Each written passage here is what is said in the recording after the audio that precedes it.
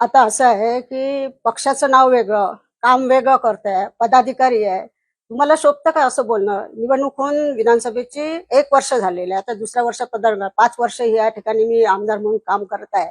आणि मागच्या गोष्टीला ऊत देण्यात काही अर्थ नाही आहे. कारण जी गोष्ट घडून गेली ती निवडणूक असते. निवडणुकीच्या काळामध्ये ज्या पद्धतीनं प्रत्येकाला आपापल्या पक्षाचं काम करावं लागते. तुम्ही कुठल्या पक्षात आहे आजपर्यंत? एका कुटुंबातच 2 जण 2 पक्षात काम करताय. त्या ठिकाणी असणाऱ्या या ठिकाणी महानगरपालिकेची महत्वाची निवडणूक आहे, सहकार्याची निवडणूक आहे. त्याच्या पाठीशी आपण ताकदीने उभं राहिलं पाहिजे.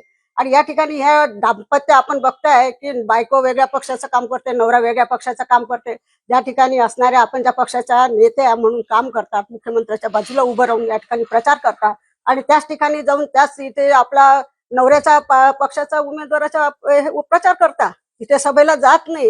हे कसं दुटप्पी धोरण आहे? मला पाडायचं होतं तर तुम्हाला काय ग्राउंड मोकळं होतं?